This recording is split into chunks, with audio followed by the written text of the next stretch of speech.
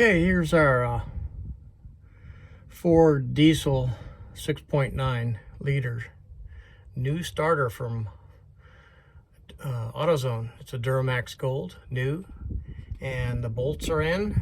Third bolt is in also at the top in the back. And next is the installation of the battery cable.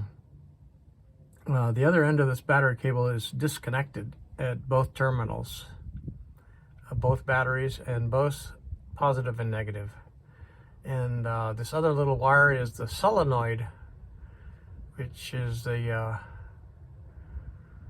one that is going to be connected with a small socket. It's a 5/16 nut. And the battery cable, if you can tell, it's quite thick. It's about a ½ inch in diameter. It uses 2 batteries in the 1,000 cold cranking amps each to turn this little starter, which is actually a mega starter. And so we're going to go ahead and secure the battery cable.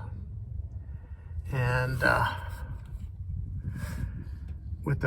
it's got new copper studs with chrome bolts, and the other one is right in there, if you can see it. It's the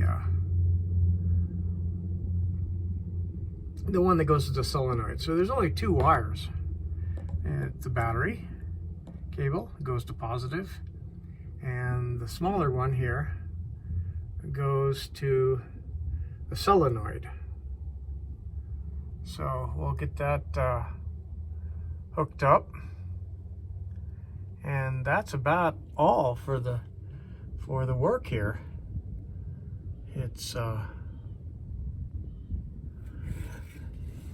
not too complicated. It actually went in place very easily. A starter weighs less than 18 pounds.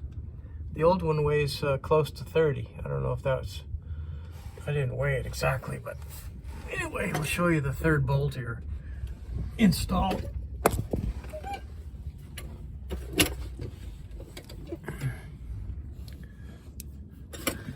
If we can turn around here.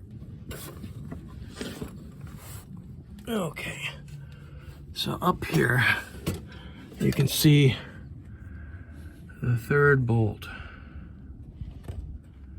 of the starter. Now that third bolt, and here's another view of the solenoid and the battery cable I'm going to hook up, and the second wire for the solenoid. A lot more access now because this starter is a little smaller, but same powerful, torque and everything. And where's that third bolt? Where'd it go to? Oh, there it is. There's that third bolt. It's a 9/16 head on it. It's a grade 8. But that one on the original starter was very difficult to get the wrench in there. For some reason, this one just went in much easier. And so that's the third bolt that was very frustrating to get out initially. But with enough determination and just the right amount of extensions, you can do it too. And putting it in with this new shorter starter is very easy, even for well, anybody. Well, not anybody, but just you can do it too. Anyway, next step is hooking up the electrical, and that's the final step. And then, of course, double checking everything and